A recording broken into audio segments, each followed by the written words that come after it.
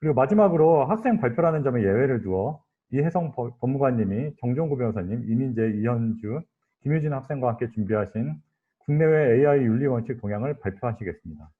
네, 안녕하세요. 마지막 세션 국내외 인공지능 윤리 원칙 동향에 대한 발표를 맡은 군법무관 이혜성입니다. 인공지능에 대한 관심이 좀 나날이 커지면서 국내외에서 이제 인공지능에 대한 윤리 원칙을 세우고자 하는 시도들이 많아지고 있는 것 같습니다.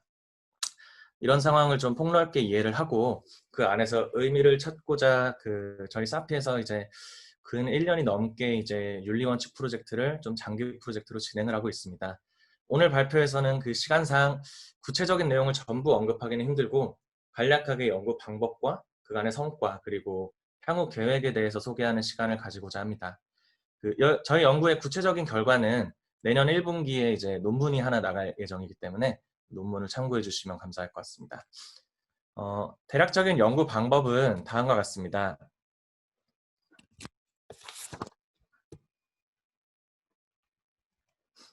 네, 우선 윤리 원칙에 대해 다루고 있는 문헌들을 전부 열어서 그 당의 문헌들에서 선택한 원칙들을 이렇게 일일이 카운팅하는 작업을 거쳤습니다. 그래서 다음과 같은 문헌들을 살펴보았고요. 보시면 다양한 주체와 다양한 지역에서 다양한 이해관계를 가지고 있는 문헌들을 전부 포함하였습니다.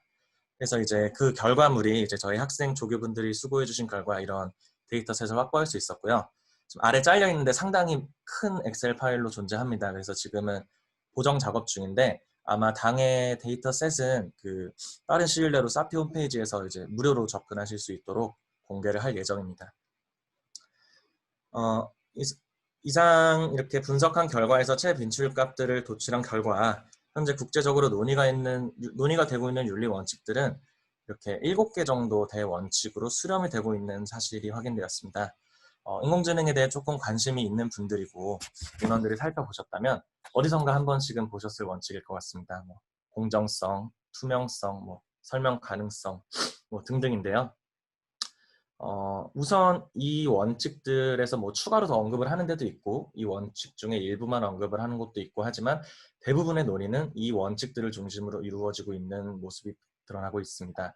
근데 이제 이처럼 추상적인 수준에서의 원칙들의 수렴이 이제 결코 그 세부 내용에 있어서의 합의까지 도출되었다 하는 것을 의미하는 것은 아니라는 점을 말씀드리고 싶습니다. 그러니까 예컨대 인공지능이 공정해야 한다라는 원칙이 있다면 거기에 대해서 이견을 제시하는 글들은 거의 없습니다. 아예 없다고 봐도 무방하지 않을 텐데 문제는 그러면 뭐가 공정한 거냐라고 보다 이제 세부적인 레벨로 들어갔을 때는 얘기가 많이 갈린다는 것이죠. 예컨대 예시로 하나만 가져왔는데 이건 이제 설명 가능성에 관한 두 문헌입니다. 그래서 위의 문헌을 보시면 경쟁력을 훼손하지 않는 범위에서 알고리즘에 대해서 설명해라 라고 하는 문헌도 있고요.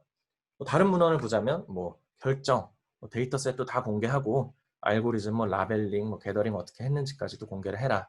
그리고 그것은 easy to understand, 알아듣기 쉽게 해서 인덱스도 사용하고 그래프도 쓰고 좀 쉽게 더 전달을 해라 라는 문헌도 있고요. 보시면 뉘앙스의 차이가 확실히 느껴지실 겁니다. 근데 이제 같은 원칙 안에서 같은 내용에서도 이런 차이가 있고요. 물론 원칙들 사이에서 건너뛰다 보면 더욱더 큰 차이가 있고요. 이번 여름에 학생 조교분들이 주로 분석을 해주신 부분은 이런 차이점들을 심화적으로 분석해주는 역할들을 크게 해주셨습니다. 사실 이해관계의 차이라든지 문화의 차이, 그리고 원칙별 특성의 차이 등이 이제 개별적으로 혹은 복합적으로 작용을 하면서 이런 차이들이 나타나는 것으로 보이는데요. 사실 당연한 결론이라고 생각합니다. 세상이 획일적이지 않은데 인공지능이 획일적으로 나올 리가 없잖아요. 그런 의미에서 이제 조교님들이 이 다양한 논의들을 폭넓게 이해하고 정리할 수 있도록 작업을 해주신 것이 큰 의미를 가진다고 보고요. 이처럼 논의들을 한 곳에 모아서 정리를 하고 방향성과 흐름을 깨닫고 나면 이후의 논의가 훨씬 더 풍성해질 수 있다는 점에서 작업에 의의가 있다고 생각을 합니다. 당의 작업은 계속해서 업데이트를 하고 팔로우업을 할 예정이기 때문에 관심 있으신 분들은 계속 지켜봐 주시면 감사할 것 같습니다. 향후 과제 관련해서는 이제 이렇게 원칙들에 대한 논의가 수렴이 되고 있고 세부적인 얘기들도 이제 슬슬 진행이 되고 있는데 그 과정에서 느껴지는 문제점들을 이제 본격적으로 논문이나 글들로 다뤄볼 예정입니다.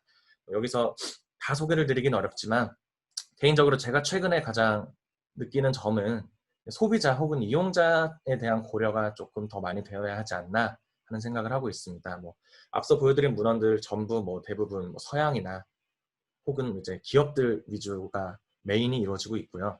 뭐 동양 사람들 혹은 뭐 정부기관 같은 사람들도 많이 하고 있지만 정작 AI를 이용하게 될 우리 이용자나 소비자의 맥락에서의 논의는 그렇게 많지 않다는 점에 대해서 조금은 문제의식을 느끼고 있고요. 그런 점에서 최근에 이제 한국 소비자연맹에서 AI 소비자 권리장전 발표를 했는데 그런 점은 상당히 고무적이라고 봅니다.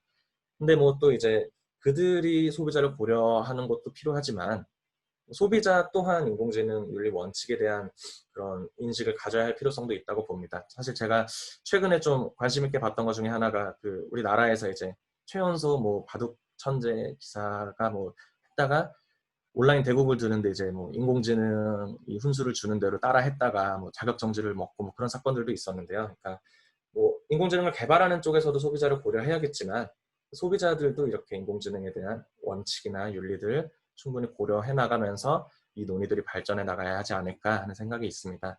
뭐 추후 논의는 아까 말씀드렸듯이 그 저희 사피 홈페이지에 올라오는 업데이트되는 뭐 레포트들이나 논문을 통해서 계속해서 업데이트를 할 예정이니까 관심을 가지고 지켜봐 주시면 감사할 것 같습니다. 이상 발표 마치도록 하겠습니다.